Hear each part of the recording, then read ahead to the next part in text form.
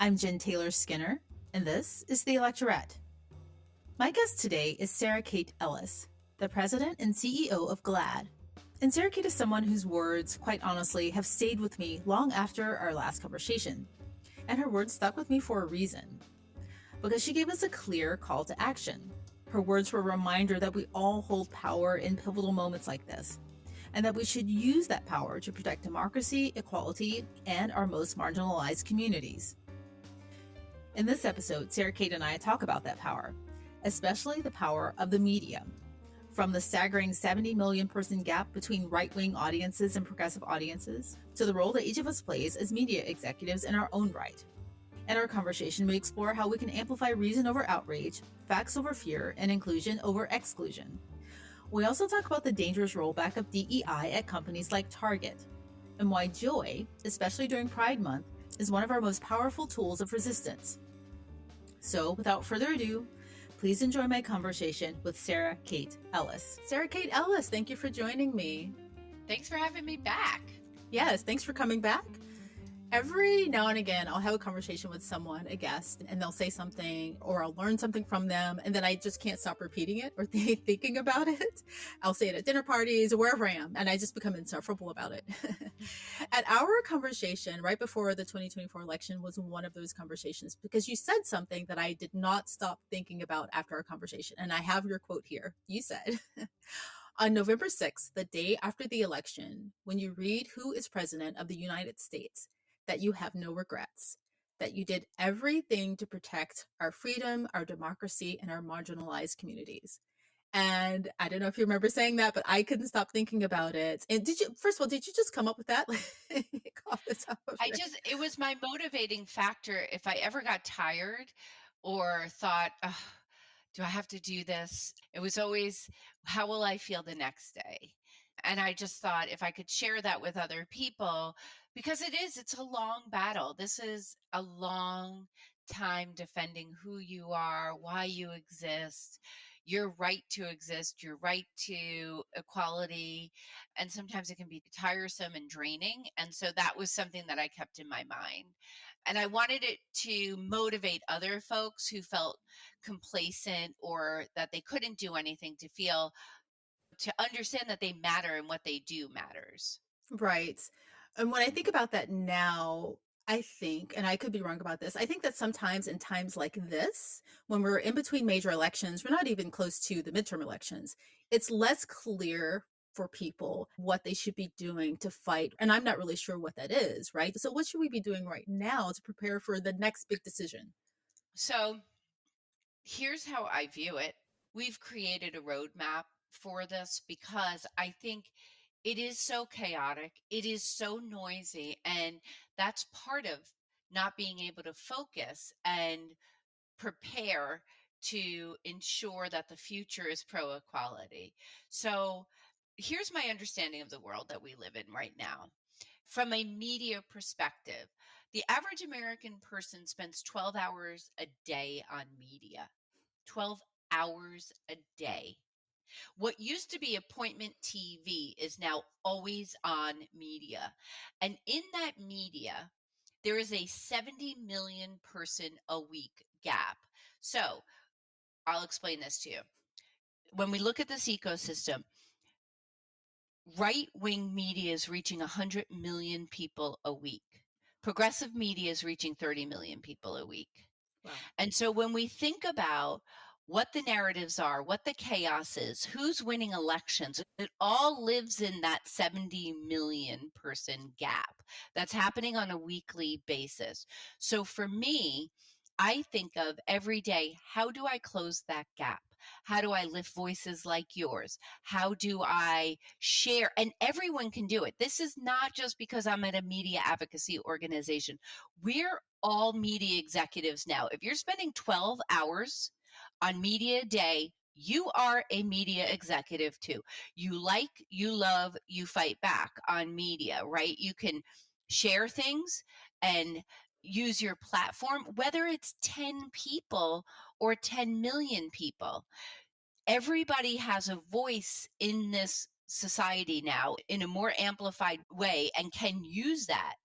So to me, every day is about closing that gap, and it's about sharing that information with people like you and your audience so that they understand that actually the fight is in their hand and they can do that as well. Where we've seen the big shift is actually in podcasts and in social media, where especially in the podcast space, we've Mhm. seen that grow 4 times over the past several years. It's 4x. And I think it's about 30% of Americans now get their news from podcasts. Mhm. And traditional media, typically, which is fact based and not outrage based, is behind a paywall. So facts are behind a paywall. You have to pay to get facts. Outrage is the new currency. And where are we participating as everyday citizens in order to like or share or amplify reasonable voices in this moment in time? Right. Again, this is stuff that I'm going to remember and I'm going to be repeating to people again, just so, so I'm much. happy. I'm happy for that. And I'm happy to share this stuff with you and your audience as well, because I think it is, once we understand what's in front of us, Right. then we can move. But it's almost like we have a paralysis from an overload and an overwhelm. And I think that is by design. Right, right. You remind me, I did a presentation a few years ago about the power of podcasts and how entry was really easy, it was really cheap. And I did this in front of a group of progressive organizations and liberal organizations and saying, you should use this right now to get your message across because it's easy, the entry is cheap. Right. And you could potentially have an audience of millions. And this is the medium that we need to be creating some equality with mainstream media. So that's just a comment on what I did a few years ago. But you're absolutely right.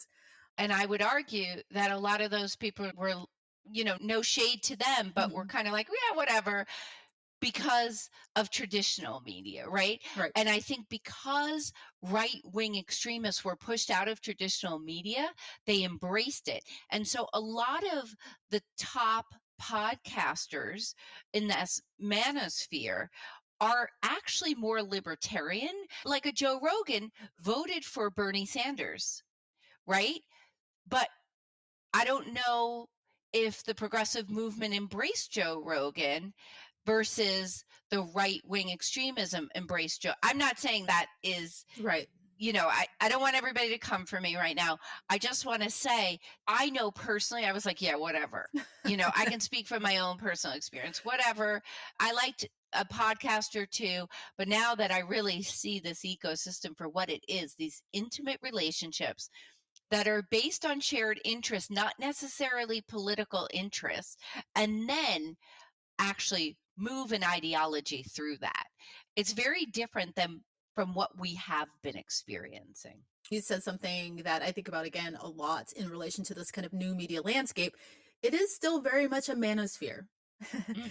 And that's a whole different conversation, but I do have an issue with that. I'm glad that we're catching up to the right. However, there's still a lack of diversity in those voices, but we'll get there hopefully. So here we are. We are post election. We're a little over 100 days into this administration. And it is, I always say this, it's hard to shock people who have lived and who live every day within a marginalized community or within a body that is not typical or traditional as, people define it. But we can still be shocked. And I was curious if there has been anything that's happened or transpired thus far that has shocked even you. I mean, it's all shocking to me, honestly. Right. Just behavior, how we treat each other at the top. Mhm. That never ceases to amaze me. Right. The cruelty and inhumanity that is permissible in the highest office in the world. So, but I don't let it stop me. And I think that's the important piece. And I don't let it divert me, Mhm. because I think it is so shocking. You could spend a lot of time trying to wrap your brain around it, trying to figure it out. And one of the things that has been my coping mechanism Mhm. is keeping my eye on the day to day battles, but really looking at the long game. Because we can't keep up with this sprint. We have to defend and we have to be out there and we have to be fierce about that.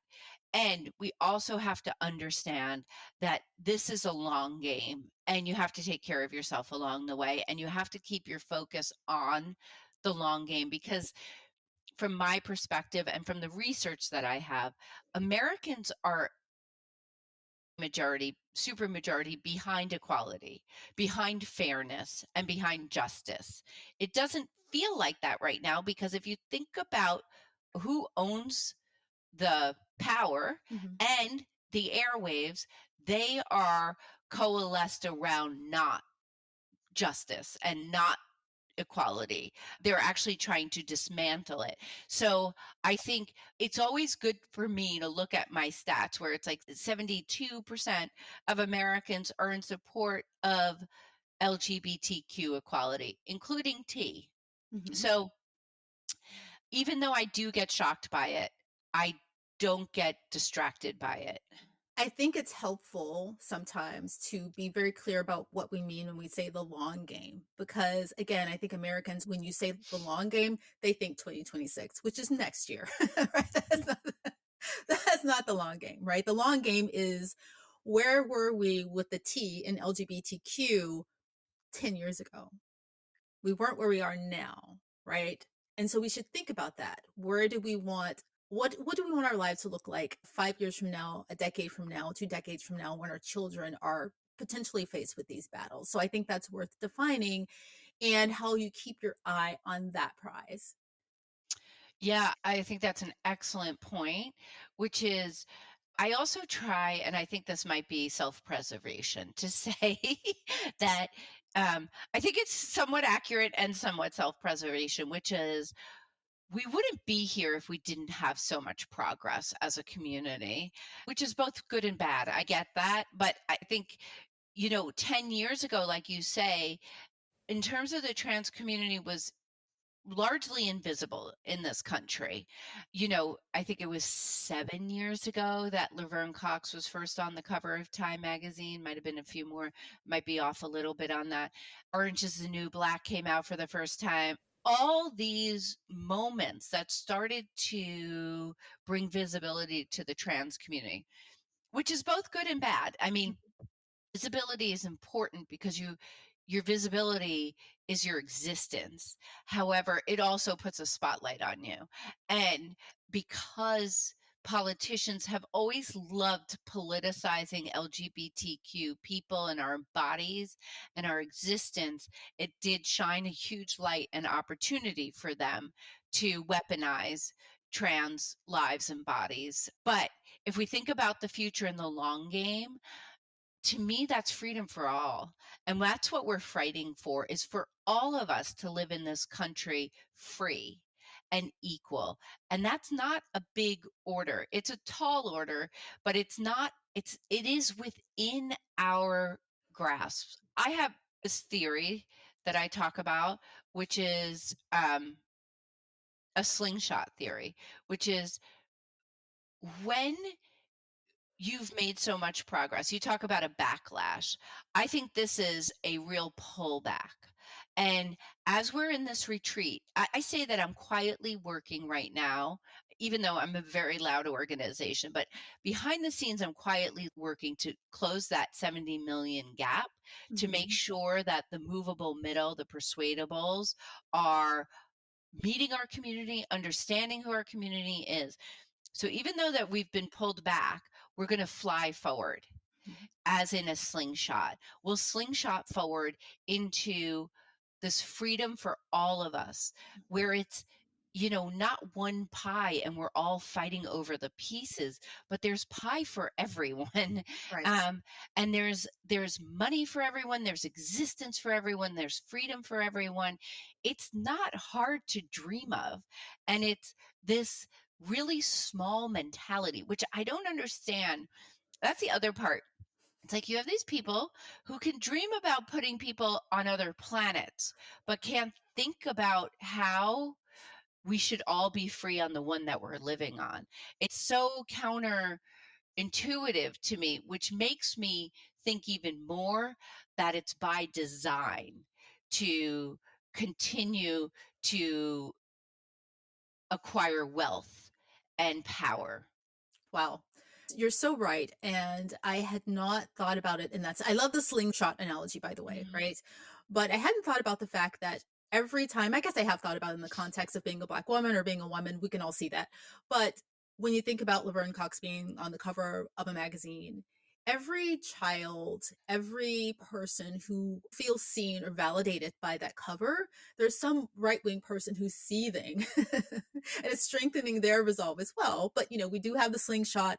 And for every moment in history like that, we are propelled forward, right? Women aren't going to go back to the days where we can't have a credit card. That's not going to happen. Well, let's hope, right? They're trying. They are trying. So there's loads of examples like that. So I love that idea. One of the earliest and impactful shifts that we've seen since the start of this administration at the start of this year has been on the rollback of diversity, equity, and inclusion programs at private companies. And I want to be very specific about that because I think it's important to note that although Trump did issue an executive order, that was for federal agencies to roll back DEI programs and not for private companies. They don't have to do this. It is not law for them to do this, right? So why are they doing this? I have a lot of thoughts about this. I worked in corporate for 20 years. So I have a background in the corporate existence. So the really easy answer to this is they want to stay out of the crosshairs of this president because this president is retaliatory against people and companies. Um, he will try and imprison you. He will try and ruin your business. And I think for a lot of them, they're trying to stay out of that crosshair. I also think that we have to move the needle from looking at DEI and really look at what this president is doing. Mhm. And what he is doing is this isn't about, uh, I love companies. They are there for one reason and one reason only, the bottom line. And they understand that DEI is another way to say growth segments. If you do not include LGBTQ people, Black people, Latin people, and women, you do not have a future forward business. You just don't. You're not going to get the best employees of the pick, and you're not going to be able to grow your consumer base. It's very simple. So, what started 20 years ago as growth segments Mhm. has then morphed into DEI. What this president is doing is actually attacking corporate freedoms to express and market the way that they want to market their business so that they can grow their business. It's actually quite astonishing. These are corporate freedoms that this president is putting in the crosshairs because of his political agenda. Right. And so I think what most companies that I'm talking to are doing, and I think this is where the press has really gotten it wrong, Right. to be frank with you. And I hope that through Pride this upcoming month, we're able to correct this record. More companies are stepping into DEI and embedding it into their practice Right. versus having it as a standalone so that it can't be directly attacked because they can't grow without it. It's a really simple equation. And so more companies are not walking away from it than are walking away from it. Right. Now, there were two highly visible walkaways, right? Bud Light and Target. Right. Um, and I just want to say, from the Bud Light perspective, that was actually, I saw it coming for one reason. Bud Light had been an early supporter of the LGBTQ community. They've been supporting GLAAD for 25 years. They got the memo. They knew how to grow their business. They knew how to target growth segments. They were advertising in LGBTQ media 30 years ago, 25, 30 years ago. They'd been supporting GLAAD for years. About 2 years before this happened, they pulled their support from us. And it was tied to, I guess, they felt that we should have defended them against a organization, an LGBTQ organization that had called them out for funding anti-LGBTQ candidates. And we said to them, quite frankly, that'll draw more attention. You don't want it. Like, just let it be. But there was a leadership shift at the same time at Bud Light, and they walked away for what was a core value now did not any longer become a core value. Mm. So when that happened, when the marketing team got ahead of the leadership and that happened, that's Mhm. when they showed who they really are now. They weren't that way for years and years and years, but that was a leadership change at Bud Light. Right. Most people don't know that history. Yeah. I'd never heard that story before. And they should have listened to you because, the Barbara Streisand effect. Everyone knows. It's the Everyone same knows with about that. Target. I don't know what is going on over at Target. I've tried to advise them now since 2023. It's not a hard solve what they need to do. And that's the thing is like I do think that especially the CEOs who are not educated in what it means and how it affects their business and what the culture is end up getting in more trouble than they need to. And Target was a supporter of our community and has been a supporter of the Black community. So I don't know if there's a leadership change that's happened there, Mhm. a values change, because as soon as you walk away from your values, you walk away from business and you put yourself in the limelight. But if you stuck with your values, because I'll tell you, that same year, about and we were working very closely with about 200 other companies came under attack. They Mhm. stood their ground, and those attackers, those anti-LGBTQ people, moved on. Yeah, interesting. But they're finding out now. I think people sometimes forget that this started with Target back in 2023 when they pulled their Pride merchandise, which he wasn't even in office then, and so they were responding to something that we don't know, something that was hidden. Maybe this is who they truly were. But you're right about them being a big supporter. They were one of the best places to go for Pride merchandise. Here's a good example: the lipstick that I'm wearing right now is a Black-owned makeup brand that was being carried exclusively at Target, right? And so we're not shopping there anymore, right? So I got this directly from that brand, and they should understand that this is where their customers are. It's profitable to support these communities. Yeah, and where I think the media has gotten this wrong is not only in saying like these companies are walking away from DEI, because most of them actually aren't. Right. They are, like I said, embedding it in different ways and fortifying their company from these attacks by the administration. Number two is that when they do walk away from DEI, the Bud Lights of the world, the Targets, they do worse. And they don't do worse because of that small anti-LGBTQ cohort. They actually aren't even big enough to make an impact on your business. It's the LGBTQ people and our allies, or the Right. Black community and their allies, who are the majority of Americans and have the most buying power and who are making the dents in their stock prices. And Well, I I don't think think the media is reporting that accurately. right, right. I want to talk about that in a second, but I want to say this that what I regret about that and about 2023, I remember when that happened. I remember when they pulled the Pride merchandise, and I regret there not being a bigger, broader response to that, right? I Right. remember thinking, that's really bad. They shouldn't do that. But we didn't see the boycotts that we see right now. Had we all done that, myself included, right? I don't really shop at Target that much, to be Yeah. honest, but let's say I did. But had I had a larger public response, Right. maybe we wouldn't be where we are right now, right? Back then. Mm. I don't know. Perhaps not. Yeah. I think, yeah, I hear what you're saying. And I think we were all surprised. We were so surprised because both of these companies had been such deep supporters of Mhm. our community that it was like, oh, somebody messed up on the inside. But it did become clear to me pretty quickly when I was trying to help them out of the situation and they weren't taking it. I was like, oh, this isn't going to go well for you guys for very long. Um, Okay, that makes sense. So I want to talk about the companies that you do work with that are doing the smart thing, and you've used the word embedding. They're embedding the, DEI practices within their companies. I don't really know what that means. What does that mean? that means that it's not a standalone.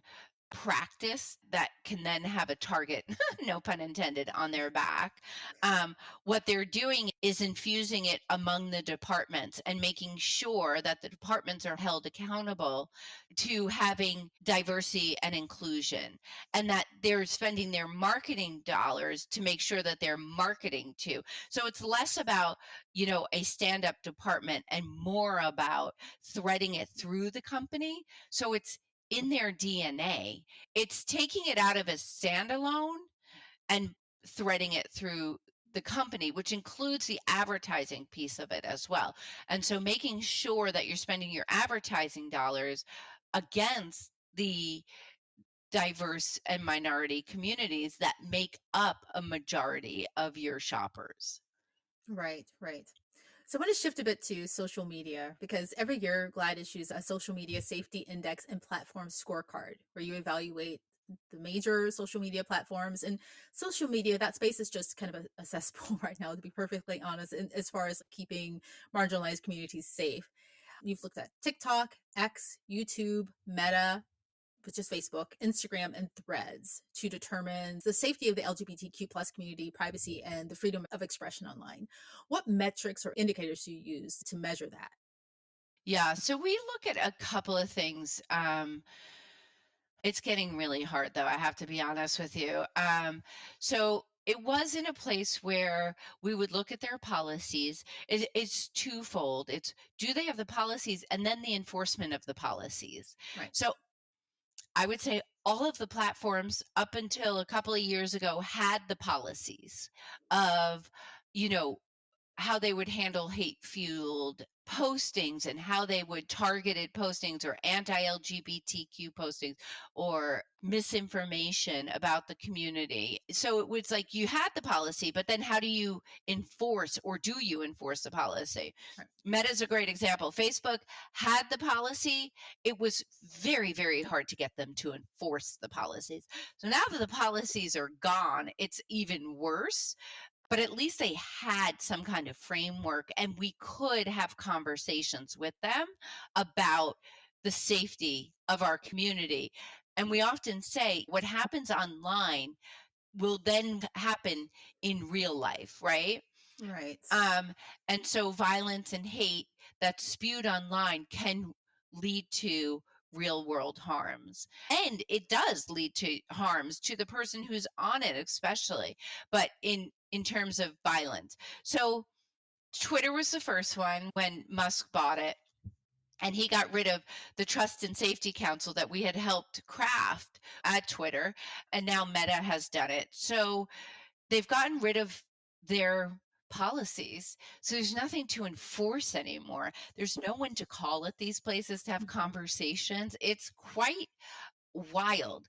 And I think what this does is it goes back to our original conversation where we see the 70 million person gap. And so many people live on Facebook and TikTok and Twitter.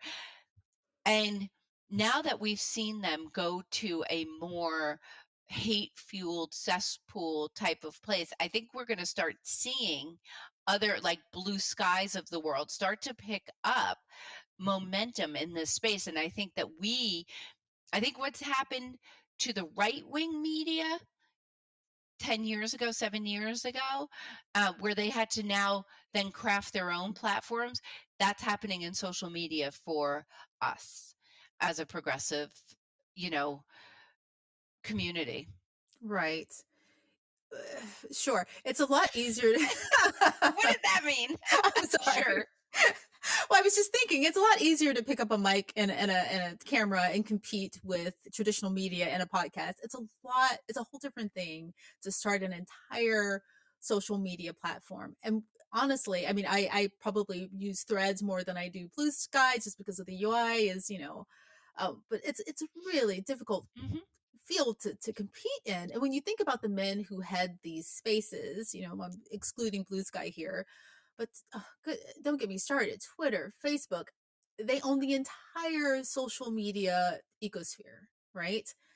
I it's a bit discouraging. I don't really know how to approach that, honestly. Yeah, I mean, I think it is discouraging. And I think that in times like this, we do more to build than we even give ourselves credit for. Because I always say it's impossible till it's inevitable, right? Right. And right now, it feels impossible.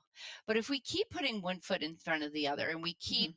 moving people to blue sky, there'll be a couple of moments. Like I know that, when Twitter got bought by him, more people moved to blue sky. When Facebook became more of a cesspool than ever before, people moved to blue sky. So I think it's like it's these little steps, big moments, and then it erupts. So it is hard. It's not easy to compete in that, but I think we have to keep pushing along. And I have two kids, Mhm. and they're on social media, unfortunately. And I'll say to them, you know what? My theory on it is if a tree falls in a forest, I'm like, if people are talking smack on social media, turn it off. Right. But I do agree, it has an enormous influence on our culture and on our policies, on everything. And so it's not so easy to turn off at the highest level. But how do we build around that and build better? Right. And it doesn't surprise me that there's no one to call at these companies, obviously. Who would you call? Right. I mean, I think the men who had these companies, they've realized that the power that they wield via controlling the conversations, controlling the discourse is invaluable.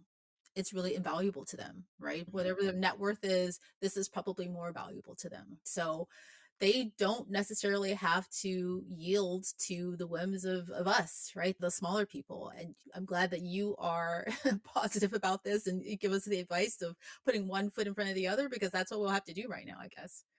But I mean, we've always voted with our dollar, with our Mhm. pocketbook, with our where we put our energy. I mean, the same thing that's happening to Target. If we started really voting with that on these social media platforms, we could change them. The power is with the people. It's just that we have to do it collectively. So, how do we get to? We talked about the long term, right? Our long term outlook. We still have a very important goal in the short term, midterms, upcoming elections this year. What's your take on how we approach those to make sure that this incremental step to getting to the longer term? What do we do now, basically? Your speech that you gave me about the 2024 election, what would you give me now for the midterms? So, my midterm speech would be that do everything in your power, and you have so much more power than you think you do, to close this media gap that we're experiencing. The most powerful tool that we have is sharing our stories.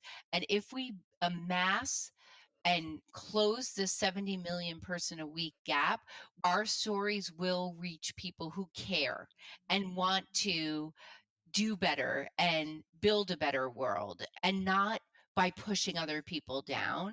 So I do think that utilizing our power in that way. And I would also say, don't let this system overwhelm you, because it is designed to do that. And so we need to look at the midterm as an opportunity for pro equality candidates to take back control and to make sure that our voices are heard. I think this is an enormous opportunity for us in this moment in time when we don't have any power, to really think about how to level the playing field once and for all. Yeah. Do you think that being the head of such a large, impactful organization with all of these people, you wake up every day and they're looking to you for guidance and leadership, does that make it easier to get up and look at the long game and to keep your head in the game versus, this mom or the students who's out there just trying to pay their rent or whatever? I think it does. I mean, I think I've been on both sides of it. I'm a movement person, though. I'm like in the middle Right. of it. So, but I think everybody can participate and everybody can build for tomorrow. And I think when you're an advocate and in the not-for-profit space, you have to be a optimist. Yeah. Um, because you'll just drown under the fight. And so I think we all have to do what we can do. And I can't remember who said it, but it might have been Hillary Clinton. I'm not really sure who said it, but um, do one thing in your neighborhood, in your town, on your social media that brings positivity, that brings good, and that starts the movement. We are what we create, I think. And I feel really privileged to be able to do what I love in the space that I love. Yeah. Yeah, I think you're right. I think that was Hillary Clinton or Shannon Watts. Shannon Watts has said something similar to that as well. So Yeah. it's wise advice regardless, right? Yes. Very wise. Because it can feel like you're trying to climb Mount Everest, and it's just one foot in front of the other, one foot in front of the other. And I think, and believing in people. Mhm. Losing faith in people is very hard. And I think we are losing faith in people. Definitely leadership at this moment in time. But this is a good time for us to figure out, what do we want? Who are we? What do we want? What do we want America to look like? Not this. Exactly. So Pride is coming up. So how should people look forward to Pride in the next month? I think for Pride next month, everybody should look at it as both a protest and a celebration. And a celebration is a protest at this moment in time as well. We have to fight for our rights. We have to keep our voices loud, and we have to stay out there, especially as our community continues to be a political wedge issue, when we're just humans who want to exist with equal rights. But also, our joy, our celebration, our community is so joyful, and we need to celebrate that. And that is some of the greatest resistance we can do, is by enjoying the month. I love that. Resistance via joy, which is perfect. Well, Sarah Kate Ellis, thank you so much for joining me again. So many nuggets of wisdom that I will again repeat and probably annoy people because I repeat them so often, but just thank you so much for everything you do. Thank you. And thanks for being there early and first on podcasting.